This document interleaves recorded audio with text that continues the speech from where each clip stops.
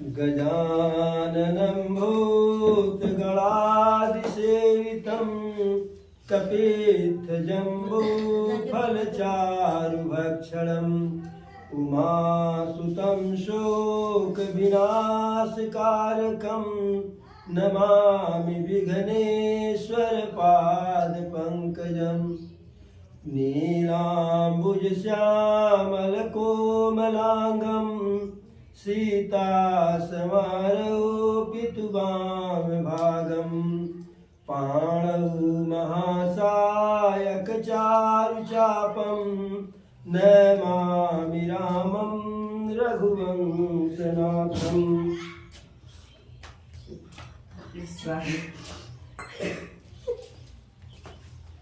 कल मां पार्वती के जन्म की कथा हुई थी।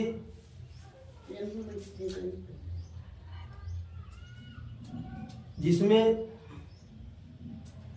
नारद जी द्वारा मां पार्वती जी के हस्त की रेखा को देख करके, भाग्य की रेखा को देख करके उनके भविष्य को उनके माता पिता को बताया गया। अब जिस प्रकार का भविष्य, जिस प्रकार के पार्वती के भाग्य या जीवन साथी के बारे में भगवान नारद जी बताए, स्वाभाविक है कोई भी माता पिता हो वह कदापि यह नहीं चाहेंगे कि उनकी कन्या का विवाह ऐसे वर के साथ हो। हालांकि नारद जी भी जो है एक क्षण के लिए समझ नहीं पाए, जो उनके हस्त रेखा में लिखा हुआ था उसी को नारद जी बताए। लेकिन थोड़ी देर के बाद धीरे धीरे नारद जी के समझ में बात धीरे धीरे आने लगी और जो भवानी की सखियां थी वह उनकी माता मैना, पिता गिरिराज सब दुखित हुए और सबके नेत्रों में जल आ गया। नारद हूं यह भेद न जाना, दशा एक समुझब बिलगाना। नारद भगवान भी इस भेद को नहीं समझ पाए कि इनके हाथ की रेखाएं जो बता रहे हैं इसका मतलब क्या है। बाहरी दशा तो सबकी एक जैसी थी, हर कोई दुखी था, लेकिन सबके भीतर की दशा जो है अलग अलग थी। माता पिता, मां पार्वती की सखियां दुखी थीं। नारद जी आश्चर्यचकित थे, लेकिन मां पार्वती के मन स्थिति कुछ दूसरी थी। सुनि मुनि गिरा सत्य जिय जानी, दुख दंपति है उमा हर्षानी। माता पिता तो दुखी हुए, लेकिन मां पार्वती अंदर ही अंदर प्रसन्न हुई, क्योंकि जैसे नारद जी बताए तैसे ही उनके अंदर भगवान शंकर के प्रति प्रेम उत्पन्न हो गया। क्योंकि पिछले जन्म में मरते समय, प्राण शरीर का त्याग करते समय मां सती प्रभु से, भगवान श्री राम से यही वरदान ही मांगी थी कि जय जन्म मैं जन्मूं, इस संसार में जितनी बार आऊं उतनी बार जीवन साथी के रूप में, पति परमेश्वर के रूप में बाबा भोलेनाथ ही हमको मिले। तो उनके मन में प्रसन्नता आ गई और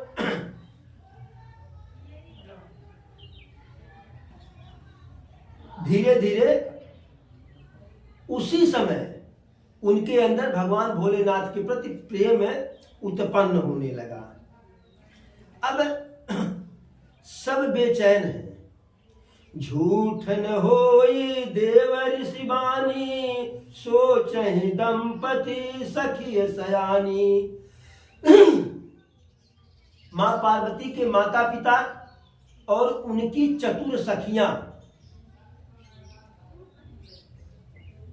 विचार करने लगी कि अगर नारद भगवान ऐसा कह रहे हैं तो यह झूठ नहीं हो सकता है, इसमें रत्ती मात्र की कोई गुंजाइश नहीं है। उर्धर धीर कहि गिरिराऊ, कहूँ नाथ का करिए उपाऊ। नारद भगवान के चरणों में पड़ करके गिरिराज यानी हिमांचल कह रहे हैं, प्रभु जो होना है वो तो होगा ही, लेकिन अगर इसका कोई उपाय हो तो यह भी बता दीजिए। नारद जी कहते हैं,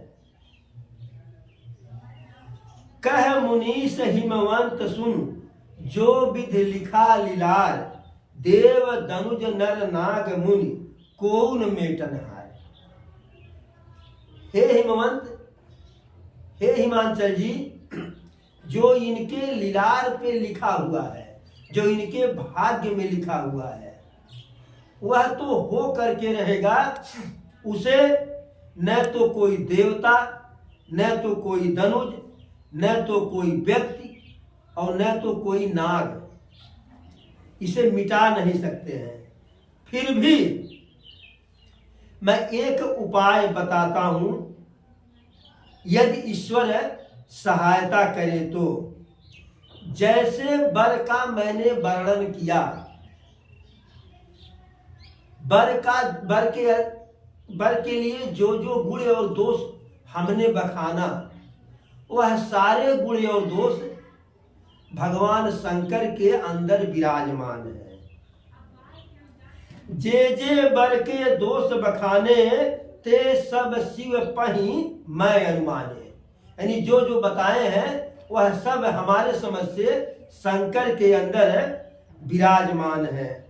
जो विवाह शंकर सन होई, दोषों गुण मम कह सब कोई। यदि इस कन्या का विवाह भगवान भोलेनाथ के साथ हो जाए तो जो उनके दोष हैं वह गुण में बदल जाएंगे, क्योंकि भगवान विष्णु सांप की सैया पर, शेषनाग की सैया पर सोते हैं। सांप किसी को छू दे तो लोग झलाते हैं, फुफकार मार दिया, और वह उसके सैया पर सोते ही है क्षीर सागर में, लेकिन उन्हें कोई दोष नहीं देता है। अग्नि और सूर्य हर प्रकार के रस का पान करते हैं, रस को खाते हैं, लेकिन उनमें किसी को बुराई नहीं दिखती है। इसी प्रकार यदि पति के रूप में भगवान भोले मिले तो कोई बुराई नहीं रह जाएगी। समर्थ कहूं नहीं दोष गोसाई, रवि पावक सुरसर की नाई। सामर्थ्यवान व्यक्ति के पास, सामर्थ्यवान व्यक्ति जो होता है उसमें कोई भी व्यक्ति दोष नहीं देखता है। कैसे? रवि, आप किसी को आंख तरेर दीजिए तो झगड़ा हो जाएगा, मारपीट हो जाएगी, यहां तक कि आज के समय में मुकदमा हो जाएगा। लेकिन सूर्य भगवान तपते हैं, सबको तपाते हैं, और अभी यह फरवरी चल रहा है, मार्च अप्रैल आते आते बाहर बैठने नहीं देंगे, वहां कोई मुकदमा नहीं है। पावक,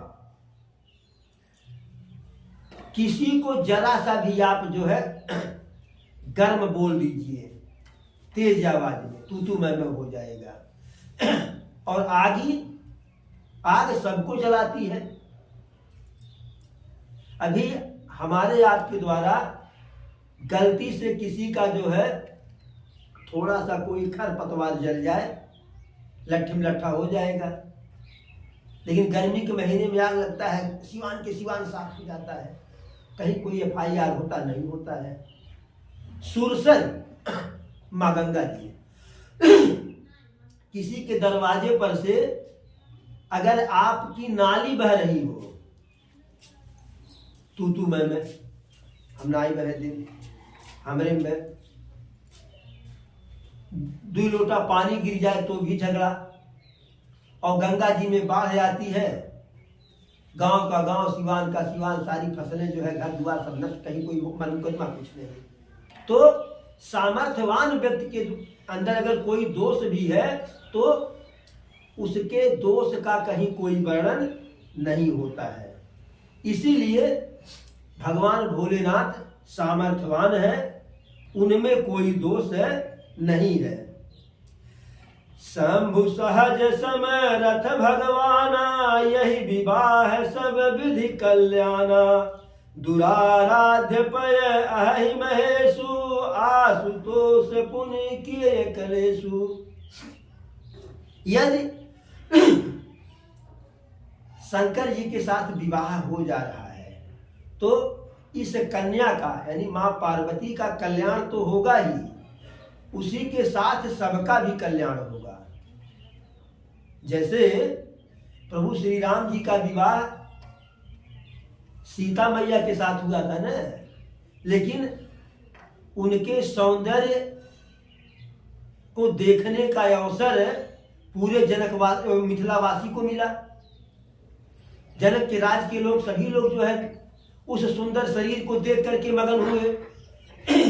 उसी प्रकार से अगर भोले बाबा से विवाह हो जाए तो सबका कल्याण होगा। लेकिन नारद जी के हर बात में 2 प्रकार का रहस्य होता है। एक तरफ तो कहते हैं कि सबका कल्याण होगा, दूसरी तरफ कह रहे हैं दुराराध्य पर अहि महेशु।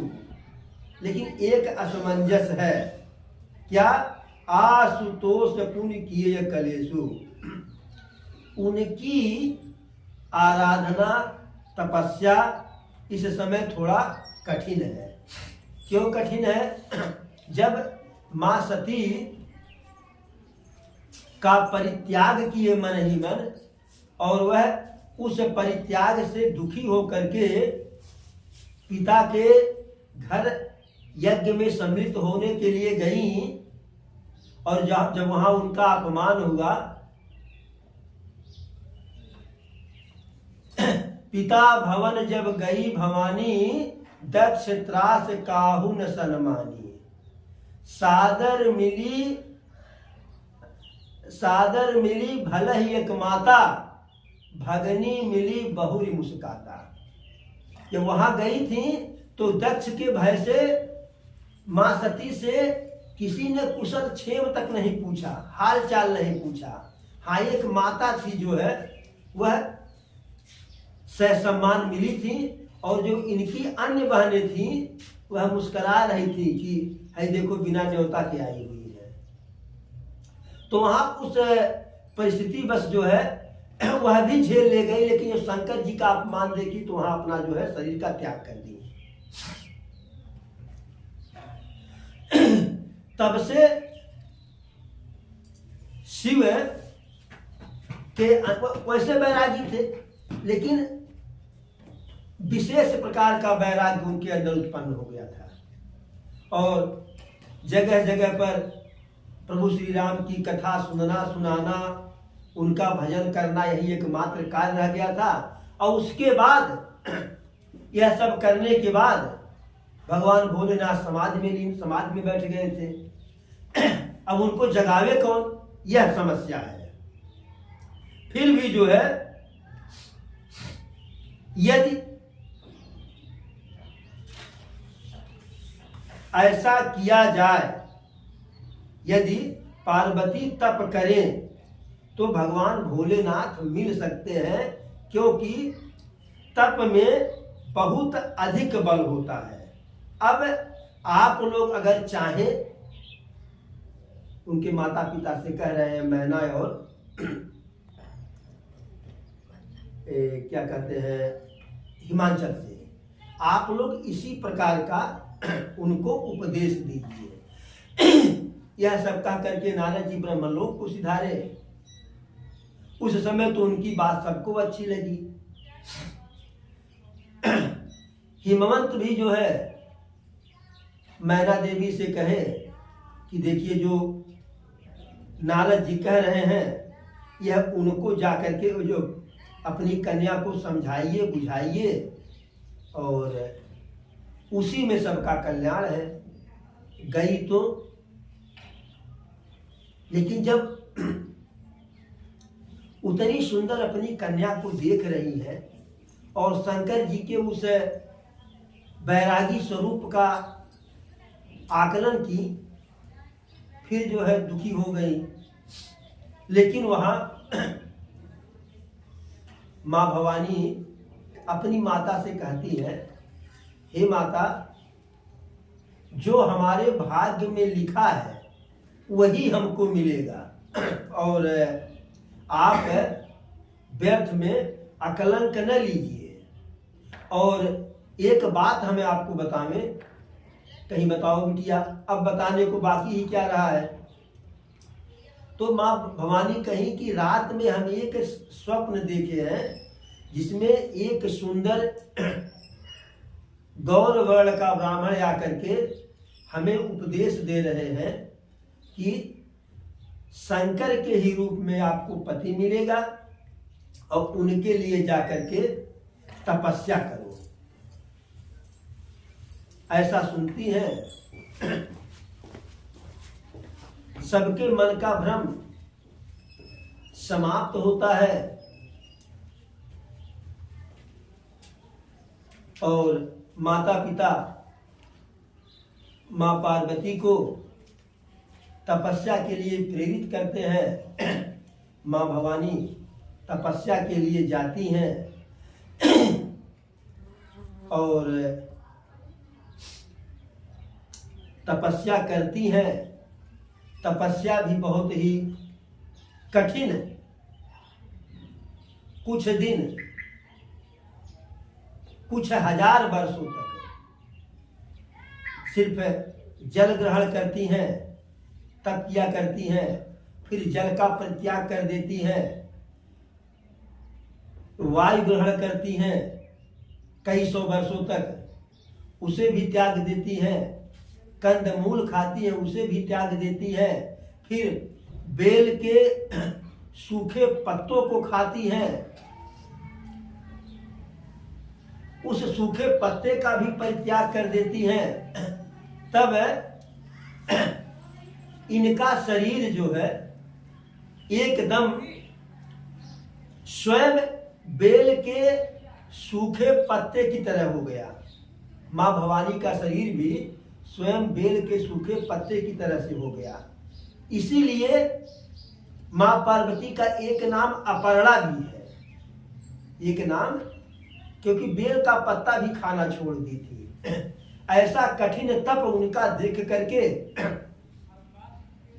आकाश से आकाशवाणी होती है, हे माँ जगदम्बा, हे माँ भवानी, आप धन्य है, आप धन्य है, आप धन्य है। और अब आप हमारी बात सुनिए। आपकी तपस्या पूर्ण हुई, और जब आपसे सप्त ऋषि मिलने के लिए आए, तब आप जो है समझिए कि आपका तप पूर्ण हो गया। और जब पिताजी आवे घर ले जाने के लिए बुलाने, तो अपने इस हठ को छोड़ करके पिता के साथ घर चली जाना। ऐसी आकाशवाणी होती है।